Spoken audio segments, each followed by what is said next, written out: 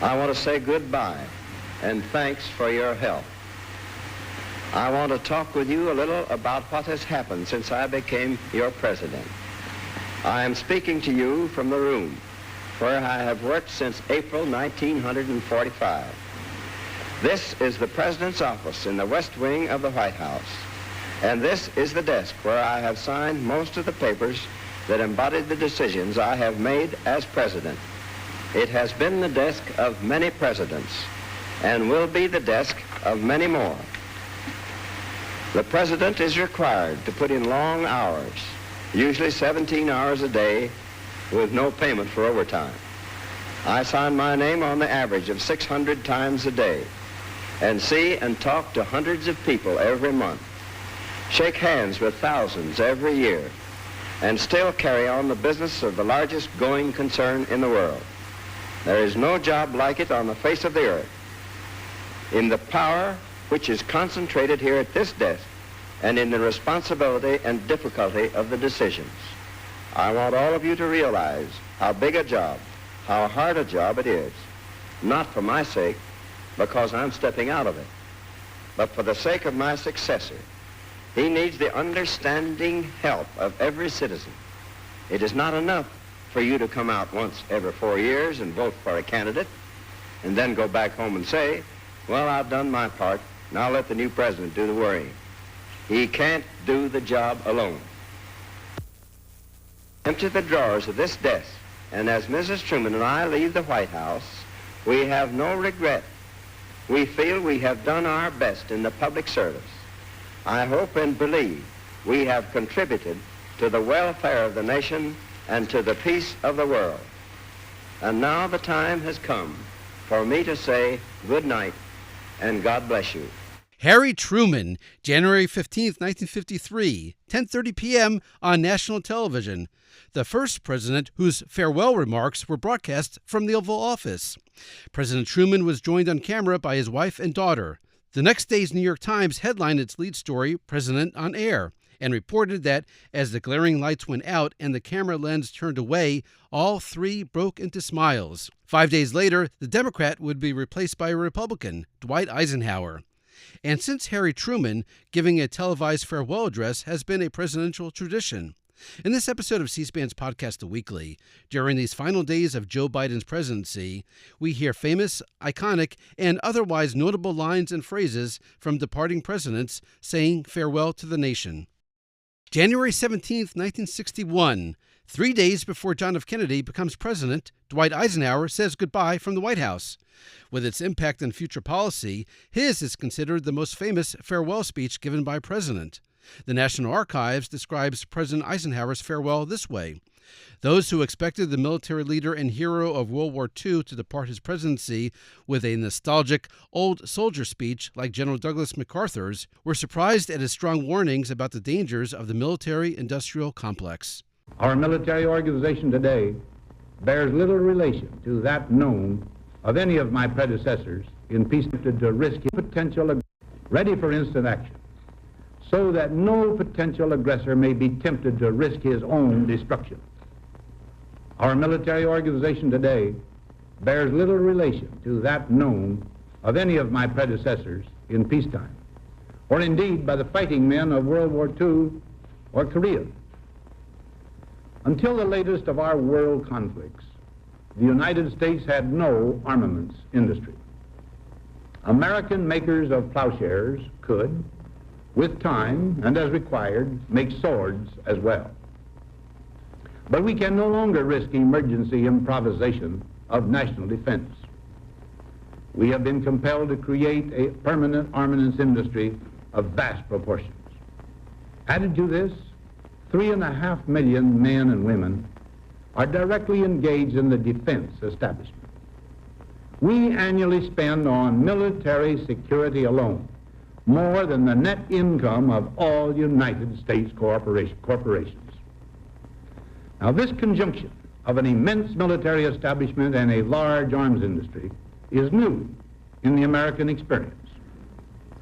The total influence, economic, political, even spiritual, is felt in every city, every state house, every office of the federal government. We recognize the imperative need for this development. Yet we must not fail to comprehend its grave implications. Our toil, resources, and livelihood are all involved. So is the very structure of our society. In the councils of government, we must guard against the acquisition of unwarranted influence, whether sought or unsought, by the military-industrial complex. The potential for the disastrous rise of misplaced power exists and will persist. No farewell address from President Eisenhower's replacement because John F. Kennedy was assassinated. Kennedy's replacement, Lyndon Johnson, did give a farewell. We'll return to his in a moment. First, we go next to Richard Nixon, who had been Dwight Eisenhower's vice president. August 9, 1974, the day Richard Nixon resigned the presidency, he makes an impromptu speech to his staff, who had gathered in the White House to say goodbye. President Nixon didn't give a traditional farewell address to the nation. This speech essentially served that purpose. Well, members of the cabinet, members of the White House staff, all of our friends here, I think the record should show that this is one of those spontaneous things that we always arrange whenever the president comes in to speak. And it will be so reported in the press, and we don't mind, because they've got to call it as they see it. But on our part, believe me, it is spontaneous. You are here to say goodbye to us,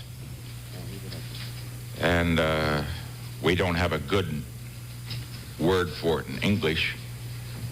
The best is au revoir. We'll see you again. Richard Nixon was bookended by two presidents whose final State of the Union address also served as the farewell address. First, from January 15, 1969, giving his sixth State of the Union address, here's Lyndon Johnson. I have received the most generous cooperation from the leaders of the Republican Party in the Congress of the United States, Senator Dirksen and Congressman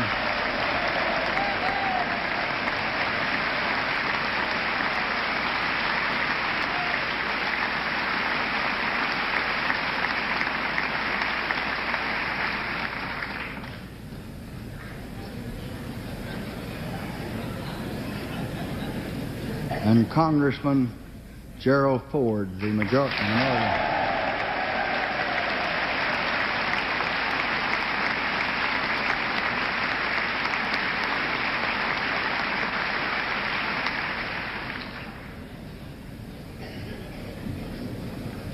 No president should ask for more, although I did upon occasion.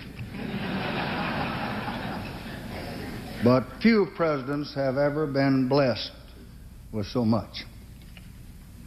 President-elect Nixon, in the days ahead, is going to need your understanding, just as I did. And he's entitled to have it.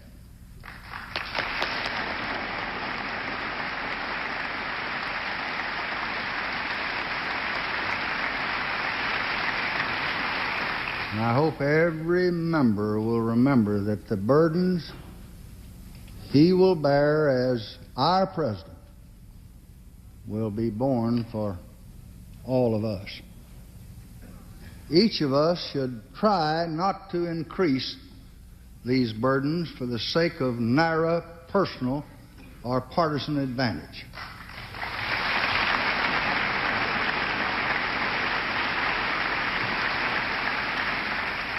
And now it's time to leave.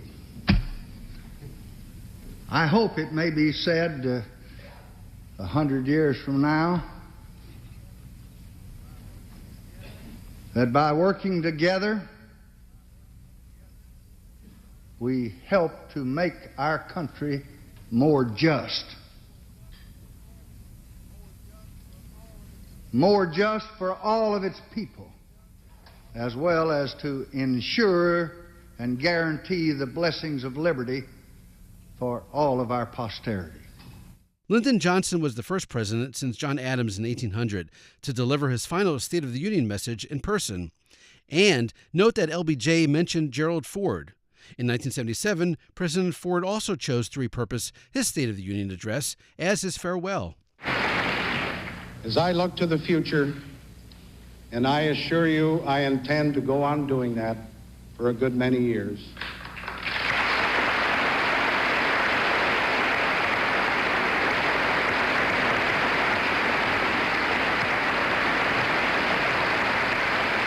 I can say with confidence that the State of the Union is good, but we must go on making it better and better.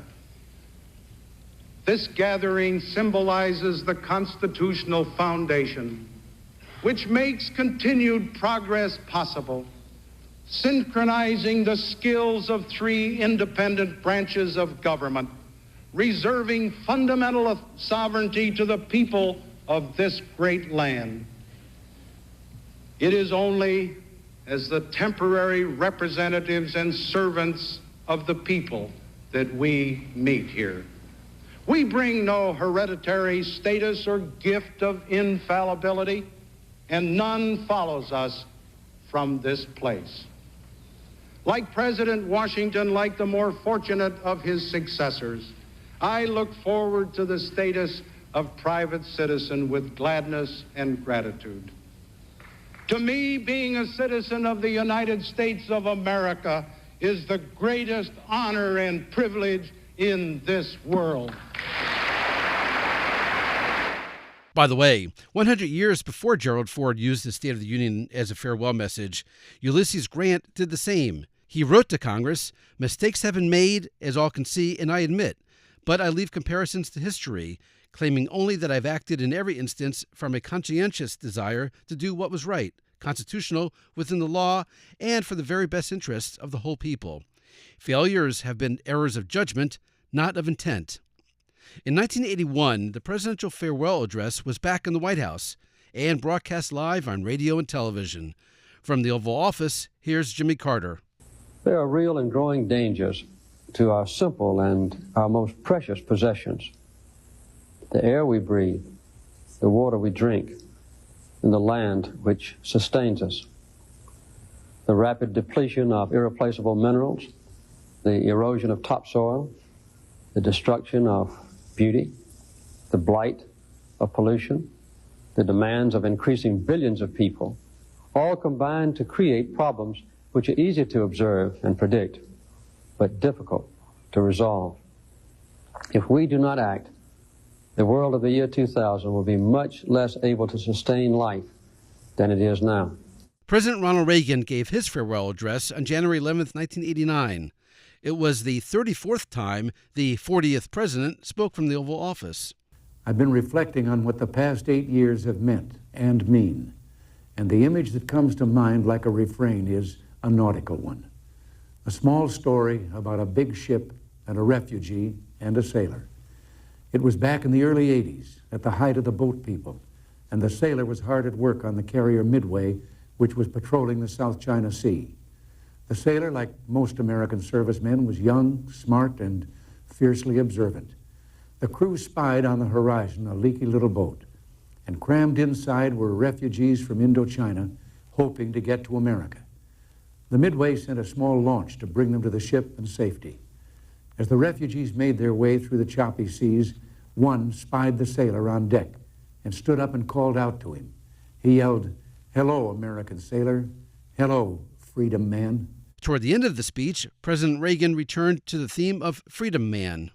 The past few days, when I've been at that window upstairs, I've thought a bit of the shining city upon a hill. The phrase comes from John Winthrop, who wrote it to describe the America he imagined. What he imagined was important because he was an early pilgrim, an early freedom man. He journeyed here on what today we'd call a little wooden boat. And like the other pilgrims, he was looking for a home that would be free. I've spoken of the shining city all my political life, but I don't know if I ever quite communicated what I saw when I said it. But in my mind, it was a tall, proud city built on rocks stronger than oceans, windswept, God-blessed, and teeming with people of all kinds living in harmony and peace.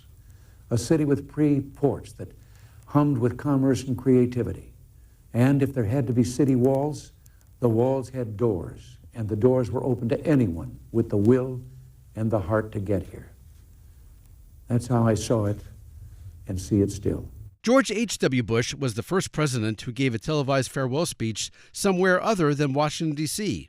On January 5, 1993, 15 days before Bill Clinton became president, George Bush spoke in New York at West Point, and he cited the farewell address of another president named George, the first president, George Washington. 200 years ago, another departing president warned of the dangers of what he described as entangling alliances. His was the right course for a new nation at that point in history. But what was entangling in Washington's day is now essential. And this is why at Texas A&M a few weeks ago I spoke of the folly of isolationism and of the importance, morally, economically, and strategically, of the United States remaining involved in world affairs. We must engage ourselves if a new world order, one more compatible with our values and congenial to our interests, is to emerge. But even more, we must lead. 8 years later, the farewell speech returns to the Oval Office of the White House.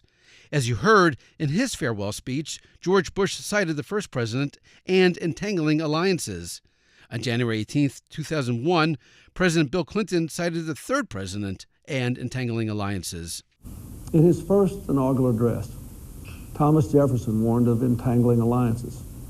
But in our times, America cannot and must not disentangle itself from the world. If we want the world to embody our shared values, then we must assume a shared responsibility.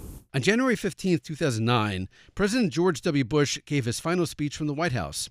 President Bush's first speech from the White House was in 2001, the night of September 11th, following the terror attacks. In his 2001 farewell, President Clinton cited Thomas Jefferson. In 2009, so too did President Bush. President Thomas Jefferson once wrote, "I like the dreams of the future better than the history of the past. As I leave the house he occupied 2 centuries ago, I share that optimism. America is a young country, full of vitality, constantly growing and renewing itself. And even in the toughest times, we lift our eyes to the broad horizon ahead." 8 years later, the farewell address again was delivered outside Washington. On January 10, 2017, Barack Obama spoke in Chicago at McCormick Place. And in his nearly hour-long speech, he did what his 3 immediate predecessors did. He cited a founding father.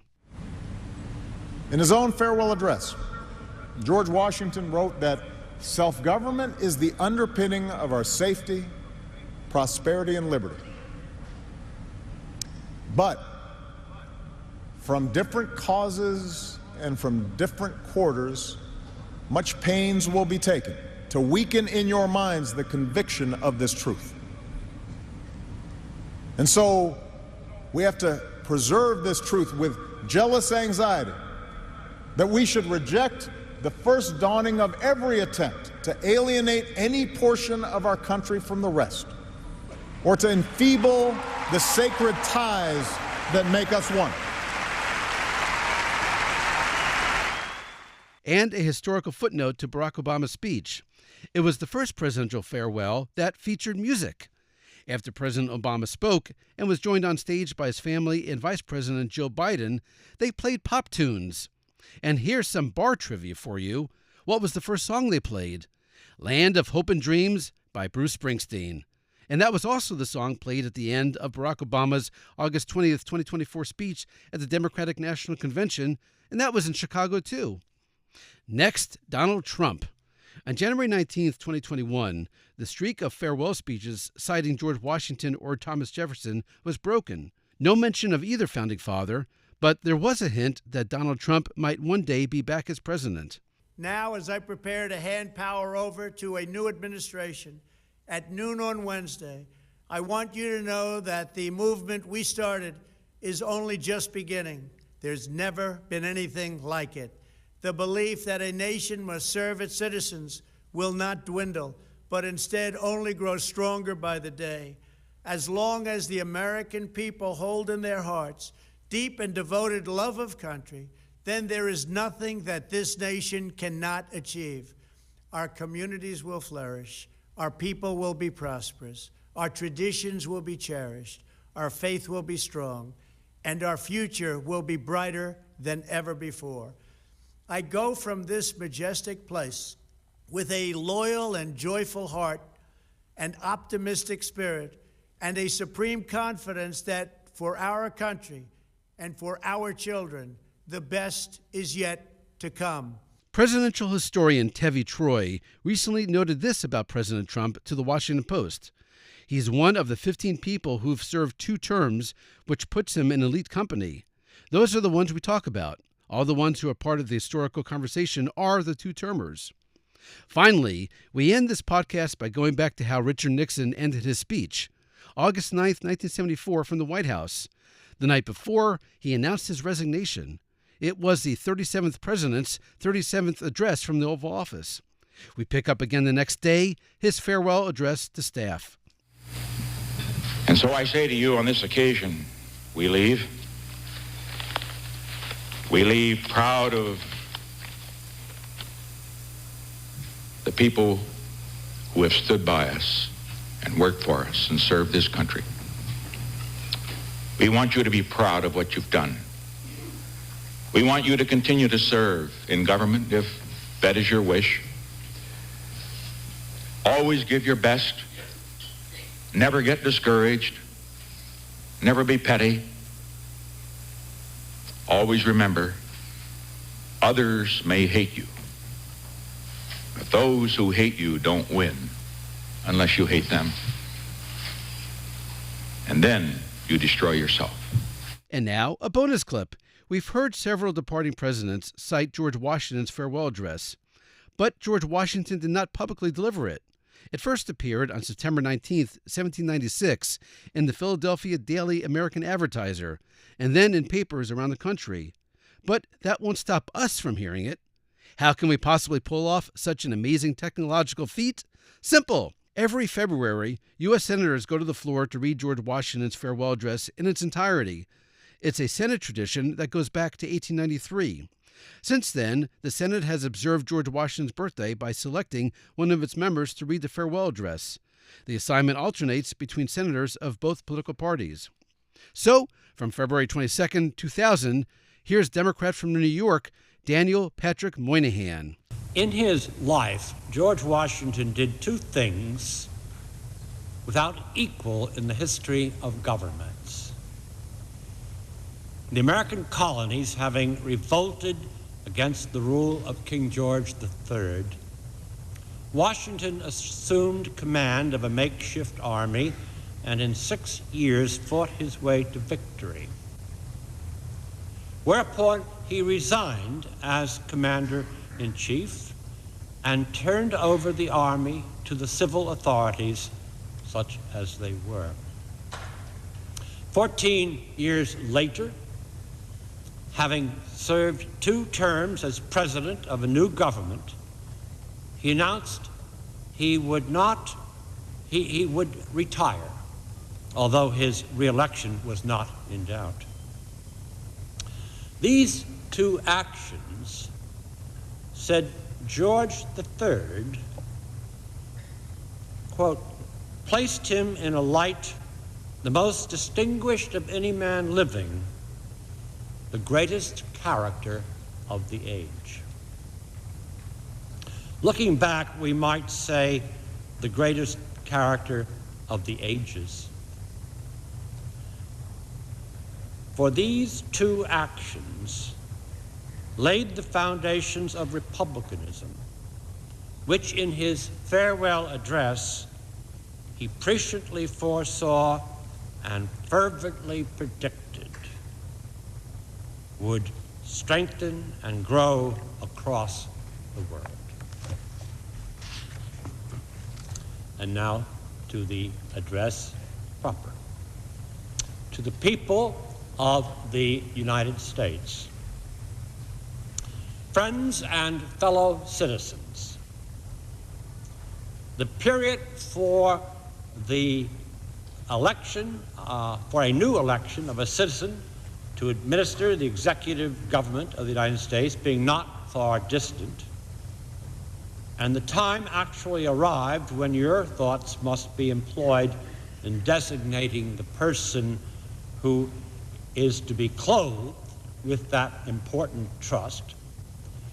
It appears to me proper, especially as it may conduce to a more distinct expression of the public voice, that I should now apprise you of the resolution I have formed to decline being considered among the number of those out of whom a choice is to be made.